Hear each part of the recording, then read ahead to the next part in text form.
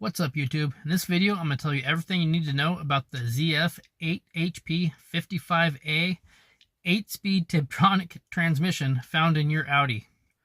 I'll cover its design, specs, how to actually use it, maintenance, reliability, and common issues. So if you have the ZF 8HP55A 8-speed Tiptronic transmission in your Audi, stick around. You're going to want to watch this whole video. Check out my new subreddit. It's called r/AudiMechanics. If you work on your own Audi, this is going to be the place for you. It's pretty new. There's probably less than 50 people in it right now at the time of uploading this video.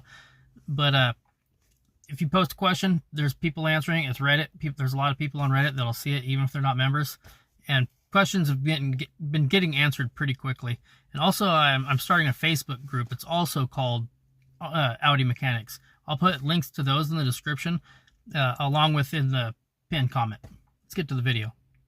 The ZF HP55A is part of ZF's legendary 8HP family, produced from around 2009 to around 2018. It's a longitudinal 8-speed transmission with a torque converter and 4 simple gear sets, controlled by 5 shift elements, 3 multi-disc clutches, and 2 brakes. Only 2 shift elements are open at any given time, which reduces internal drag and boosts efficiency. The ZF 8HP55A is designed specifically for Audi, and it's an all-wheel drive quattro system. It integrates both the front and the center differential into the housing. It's rated for about 500 foot-pounds of torque, which is plenty for the engines that Audi mounts it to. One of the things that makes this transmission so efficient is the gear ratios. I'll put them on the screen right here. One thing you'll notice is the 1-to-1 gear ratio is in 6th gear instead of 4th, like it is in a lot of automatic transmissions. Having this wide spread in the gear ratio makes it to where you can have hard launches, or you can have, low RPM cruising on the highway, which gives you really good fuel economy. Another great attribute to this transmission is it shifts incredibly fast. It's 0.2 seconds, which is quite a bit faster than most transmissions, and almost as fast as a DCT transmission. And it's definitely way faster than a manual transmission. It weighs between 310 and 322 pounds when it's full of transmission fluid, and that transmission fluid should be ZF's Lifeguard 8. Its fluid capacity is 9 liters, but if you drain the fluid and refill it, you'll typically get between 4 and 5 liters that you'll replace. Now let's get into how to actually use the transmission. If you're going for just a normal leisurely highway drive, you can just put your car in drive, and it'll automatically adapt to how you're driving. It'll rev higher if you're giving it like flooring the gas, or if you're just cruising, it'll actually shift at a sooner RPM than if you're spirited driving, even in regular drive. But if you put it in sport mode, it'll do the same thing, except the shift points will be higher. I can't give you an exact shift point because it changes depending on how you're driving. If you're flooring it, it's going to redline, and or just about redline when it shifts. But if you're just cruising, it's going to shift a lot sooner, whether you're in drive or sport mode, like I said, but still higher RPM if it's in sport mode. To put it in sport mode is going to be different from different Audis. Mine, you just pull the lever back once and it goes into, and it'll say S on the dash. Yours might be different. You just look in your owner's manual. But once you have it in shift mode, or in S mode or sport, whatever you want to call it, you might want to think about using your paddles if you have them, or just manually shifting. For manual mode, you push the lever over to the right, and then you can shift manually. And it'll say M1, M2, all the way up to M8 on your dash, and you'll know what gear you're in.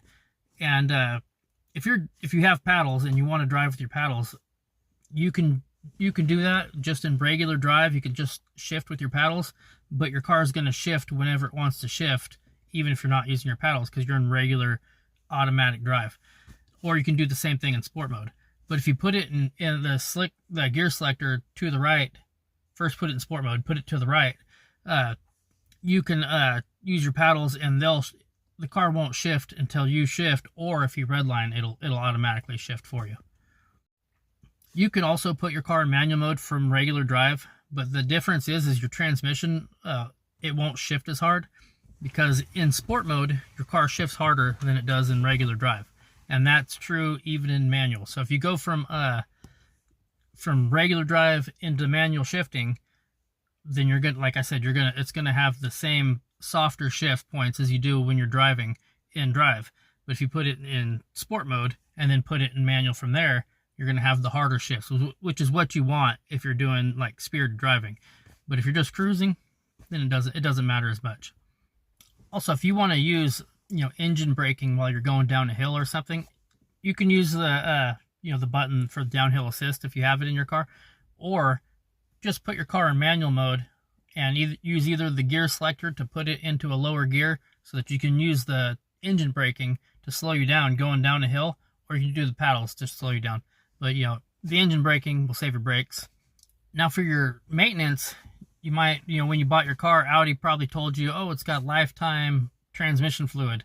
That's completely false. If you contact ZF, they'll tell you that's false. They'll recommend you to change the fluid between 60 and 80,000 miles. A lot of people change it, 40 to 60. It's going to depend on how you're driving your car. Like I have a Q5, I'm not out, hot rodding it. It's a Q5, and it's a 2.0 T. But if you're just cruising your car 60,000 to 80,000 miles, change your fluid. Change your fluid and your filter if you can. And if you're hot rodding it, probably go closer to 40,000 miles with the correct fluid. And I'll link the fluid that you need. In fact, I'll link to a whole kit or everything you need to do your transmission service in the description, along with any tool that you would need to work on an Audi. Will also be in the description. Now let's get into the common problems with this transmission, and they are mostly, if not all, maintenance related. First, we have degraded fluid, which is going to cause hard shifting between first and second and third mostly, and it'll also cause slipping and hesitation. Next, you'll get stuff that's not maintenance related, but it's leaks from seals, the oil pan, or the cooler lines. And it's not, that's an issue you're going to have with any transmission. When stuff leaks, it's going to eventually leak when it gets older. You just got to fix the leaks.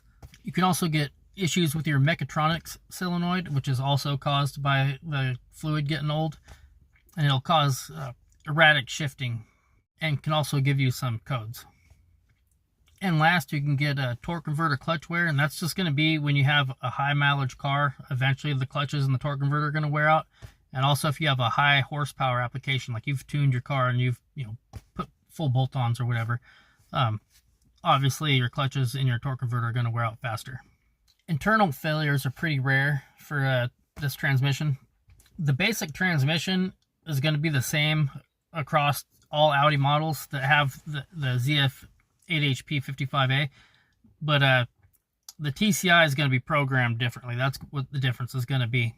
And that's pretty much everything you need to know about the ZF 8HP55A transmission found in your Audi. If you like this video, give it a thumbs up. If you didn't like this video, give it a thumbs down, and I'll catch you in the next video.